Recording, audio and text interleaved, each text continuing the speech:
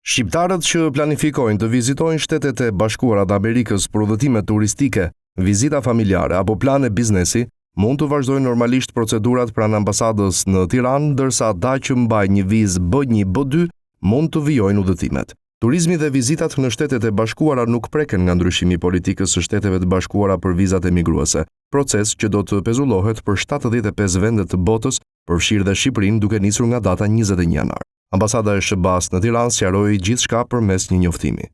Shtetasit me 2 shtetësi që aplikojnë me një pasaportë të vlefshme të një vendi që nuk është i listuar më sipër, janë të përjashtuar nga ky pezullim. Qytetarët që kërkojnë një vizë emigruese në Shtetet e Bashkuara mund të vazhdojnë me aplikimin, por udhëzimi i Departamentit Amerikan të Shtetit urdhëron që asnjë vizë e tillë nuk do të miratohet gjatë gjithë kohës që do të mbetet në fuqi vendimi i pezullimit. Asnjë vizë emigrimi nuk është hequr si pjesë e këtij udhëzimi.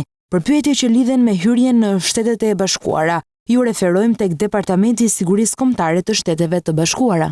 Ata që e kanë marrë një vizë emigruese në SBA njoftohen se mbeten në fuqi, por që duhet të interesohen për mundësitë e hyrjes në vend. Jo, ky pezullim zbatohet vetëm për aplikantët e vizave emigruese. Viza turistike janë viza jo emigruese. Personat që kanë një shtetësi tjetër që nuk rezulton në listën me 75 vende përjashtohen nga vendimi i Departamentit të Shtetit. Aplikantët për vizë emigruese që janë shtetas të vendeve të prekura mund të dorëzojnë aplikimet për vizë dhe të marrin pjesë në intervista, dhe departamenti do të vazhdojë të përcaktojë takime për aplikantët, por asnjë vizë emigruese nuk do të lëshohet për këta shtetas gjatë kësaj periudhe pezullimi. Ambasada amerikane në Tiranë thekson që në nisjen e njoftimit sqarues për shqiptarët mesazhin e presidentit Donald Trump për politikat e emigracionit.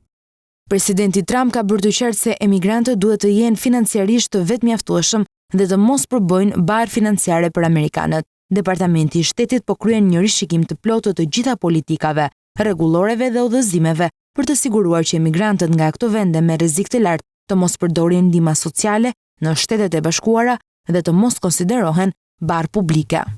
Krahas Shqipërisë, vendimi i Departamentit Amerikan të Shtetit prek edhe Kosovën, Maqedoninë e Veriut, Malin e Zi e Bosnjën e Hercegovinën në vendet e Ballkanit, por jo Serbinë.